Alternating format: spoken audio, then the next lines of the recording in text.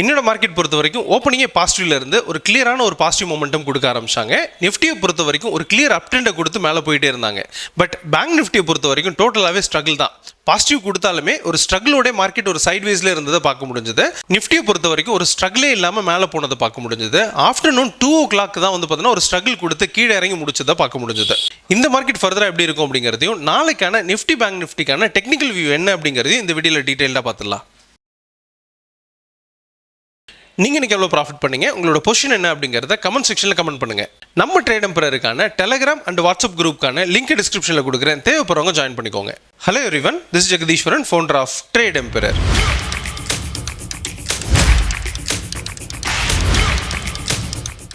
நம்ம ட்ரேட் எம்பரரில் நவம்பர் மந்த்துக்கான நியூ செஷன் ஸ்டார்ட் பண்ணுறோம். இது morning 12 o'clock, evening 8 o'clock 2 slot அவைலபிளாக இருக்குது. ரெண்டுமே சைமல்டேனியஸ் செஷன்.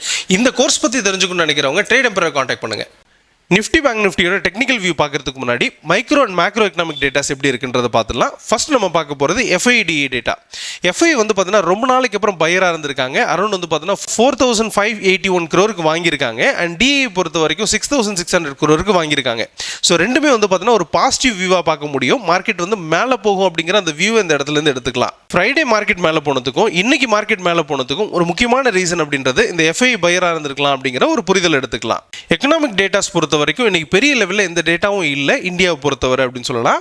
அண்ட் US பொறுத்த வரைக்கும் சின்ன சின்ன டேட்டாஸ் இருக்கு, பட் அது பெரிய லெவலில் இம்பார்ட்டன்ஸ் இல்லை அப்படின்றத புரிஞ்சுக்கலாம். USD INR பொறுத்த வரைக்கும் பார்த்தீங்கன்னா உங்களுக்கு 88.695 ட்ரேட் ஆகிட்டு இருக்கு. கொஞ்சம் ஃபிளாட்டாக தான் ட்ரேட் ஆகிட்டு இருக்காங்க. பெரிய லெவலில் பாசிட்டிவ் மொமெண்டம் அப்படிங்கிறது ரீசெண்ட் டேஸில் இல்லை அப்படிங்கிறதையும் புரிஞ்சுக்கலாம். குரூட் ஆயில் எப்படி இருக்கும் அப்படின்றத பார்த்தோம்னா $59.86 ட்ரேட் ஆகிட்டு இருக்காங்க. கொஞ்சம் ஃபிளாட்டாக ட்ரேட் ஆகிட்டு இருக்கிறத பார்க்க முடியுது.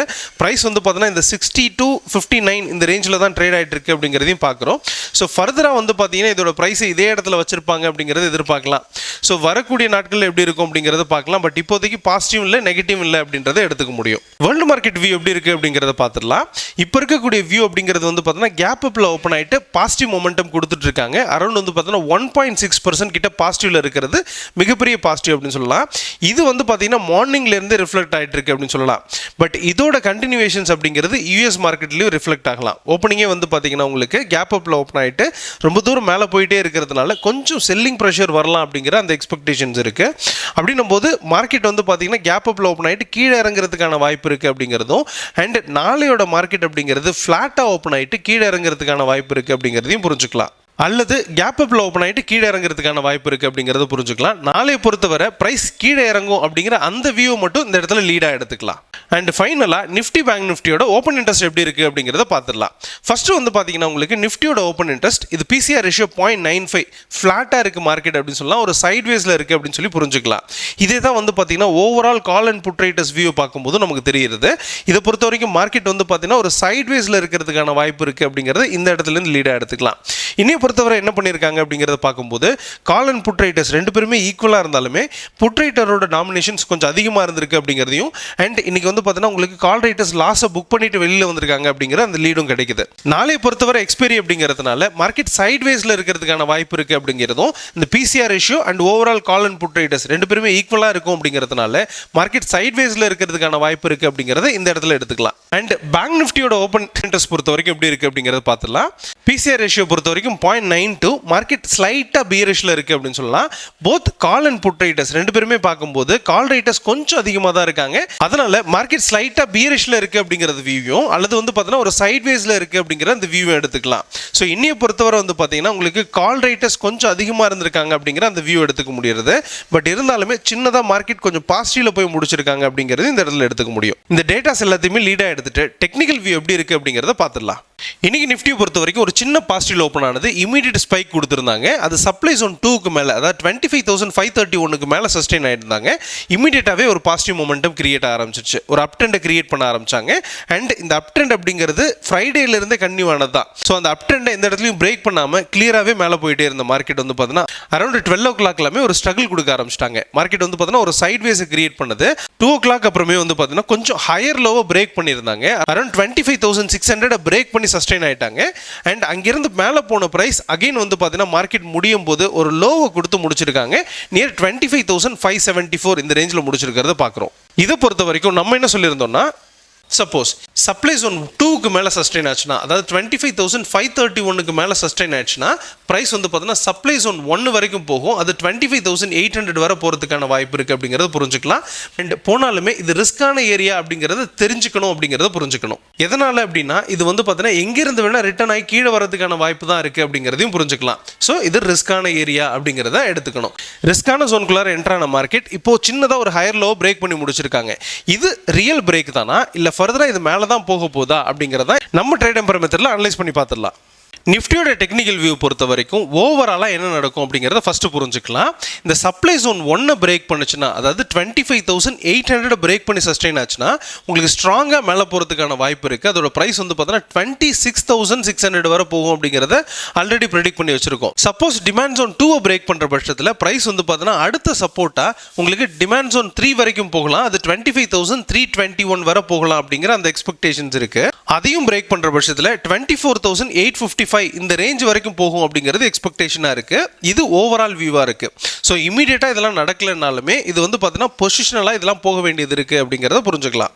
ஸோ இப்போ இன்ட்ராடேக்கான வியூ என்ன அப்படிங்கிறத பார்த்துடலாம். இன்ட்ராடேவை பொறுத்த வரைக்கும் இப்போ இருக்கக்கூடிய ஜோனில் வந்து பார்த்தீங்கன்னா ப்ரைஸ் கீழே வர்றதுக்கான டைரக்ஷன்ஸ் எடுத்துகிட்டு இருக்கு அப்படின்னு சொல்லலாம்.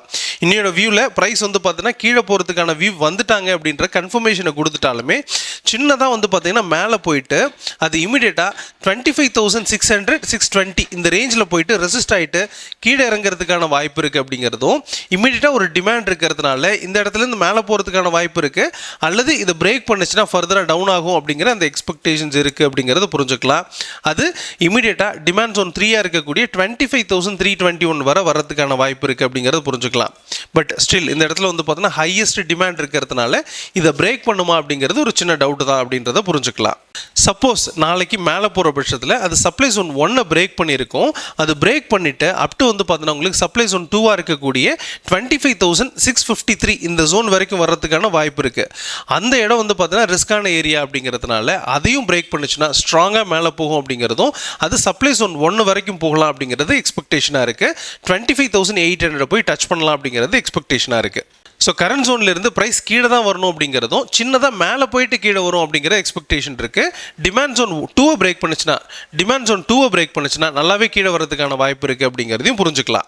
நாளைக்கு நிஃப்டிக்கான எக்ஸ்பைரி டேட் அப்படிங்கிறதுனால மார்க்கெட் சைட்வேஸ் இருக்கிற பட்சத்தில் அது என்ன ஆகலாம் அப்படின்னு பார்த்தீங்கன்னா உங்களுக்கு ஜோன் நியர் வந்து பார்த்தீங்கன்னா அந்த சப்ளை ஜோன் வரைக்கும் போயிட்டு திரும்ப கீழே வரக்கூடிய ப்ரைஸ் இந்த லோயஸ்ட் ப்ரைஸை பிரேக் ஆகாமல் இருக்கிறதுக்கான வாய்ப்பு இருக்குது. அதாவது 25,560 இந்த ரேஞ்சை பிரேக் பண்ணாமல் இந்த ஜோனுக்குள்ளாரே மூவாரத்துக்கான வாய்ப்பு இருக்குது அப்படிங்கிறத புரிஞ்சுக்கலாம். இது எக்ஸ்பைரி டேட்டுக்கான மூவா இருக்கிறதுக்கான வாய்ப்பு இருக்குது. ஒரு ஸ்ட்ராடல் ஸ்ட்ராங்கிள் இந்த மாதிரி எடுத்து ட்ரேட் பண்ணக்கூடியவங்க என்ன பண்ணுவாங்கன்னா இந்த ஜோனுக்குள்ளார மார்க்கெட் இருக்குன்றதை ஐடென்டிஃபை பண்ணிட்டு டீப் அவுட் ஆஃப் த மணியை செல் பண்ணிட்டு வெயிட் பண்ணுவாங்க. அதன் மூலமா ஒரு ப்ராஃபிட் கிடைக்கலாம் அப்படிங்கிற அந்த எக்ஸ்பெக்டேஷன் வெயிட் பண்ணுவாங்க. ஸோ அந்த இடத்துல இருக்கும்போது ஆப்ஷன் செல்லருக்கான இடம் அப்படின்னு சொல்லிட்டு கொஞ்சம் தள்ளி நிற்கிறதும் ஒரு நல்ல டெசிஷனாக இருக்கும் அப்படிங்கிறதையும் புரிஞ்சுக்கலாம். இன்னோட பேங்க் நிஃப்டியை பொறுத்த வரைக்கும் ஓப்பனிங்கே ஃப்ளாட்டாக ஓப்பன் ஆகிட்டு இமீடியட் பாசிட்டிவ் கொடுத்தாங்க. பட் அவ்வளோதான் பெரிய பாசிட்டிவ், அதுக்கு மேலே போகல. ப்ரைஸ் வந்து பார்த்தீங்கன்னா கீழே வந்தது. அகைன் வந்து பார்த்தீங்கன்னா ஒரு சைட்வேஸை அதுக்குள்ளாரையே, அதாவது ஓப்பனிங் ஹைக்கும் லோக்கும் இடையிலே தான் மார்க்கெட் மூவ் ஆயிருந்ததை பார்க்க முடிஞ்சது. அண்ட் சப்ளை ஜோன் 1க்கு மேலே சஸ்டெயின் ஆன ப்ரைஸ் வந்து பார்த்தீங்கன்னா அதுக்கு மேலே ரொம்ப தூரம் போக முடியல. பிகாஸ் அது ரிஸ்கான ஏரியா அப்படிங்கிறதுனால அதே இடத்துல ட்ராவல் ஆகி கீழே வந்து முடிச்சிருக்கிறத பார்க்க முடியும். நியர் வந்து பார்த்தீங்கன்னா ஃப்ளாட்டாக முடிச்சிருக்காங்க அப்படின்னு சொல்லலாம். இதை பொறுத்த வரைக்கும் நம்ம என்ன சொல்லியிருந்தோம்னா, சப்போஸ் மார்க்கெட் மேலே போகிற பட்சத்தில் அதாவது சப்ளை ஜோன் 1க்கு மேலே 57,992க்கு மேலே இருந்துச்சுன்னா ப்ரைஸ் மேலே போகிறதுக்கான வாய்ப்பு இருக்குது. பட் அது இமீடியட்டாக வந்து பார்த்தீங்கன்னா உங்களுக்கு சப்ளை ஜோனுக்குள்ளார என்ட்ரு ஆகிறாங்க. பட் இந்த இடம் வந்து பார்த்தீங்கன்னா உங்களுக்கு ரிஸ்கான என்ட்ரியாக இருக்குது. இது வந்து பார்த்தீங்கன்னா ஒரு சின்ன ஜோனாக இருக்கிறதுனால இது டோட்டலாக ட்ரேட் எம்பர் மெத்தட் பொறுத்த வரைக்கும் அவாய்ட் பண்ணும் அப்படிங்கிறது வியூவாக இருக்குது. எனிவே இது ஃபர்தராக எப்படி இருக்கும் அப்படிங்கிறத நம்ம ட்ரேட் எம்பர் மெத்தடில் அனலைஸ் பண்ணி பார்த்துடலாம். பேங்க் நிஃப்டியோட டெக்னிக்கல் வியூ பொறுத்த வரைக்கும் ஓவரால் வியூ என்ன அப்படிங்கிறத ஃபர்ஸ்ட் பார்த்துடலாம். இது நியர் வந்து பார்த்தீங்கன்னா 56,860 இந்த ரேஞ்ச் வரைக்கும் போகிறதுக்கான வாய்ப்பு இருக்குது அப்படின்னு சொல்லலாம்.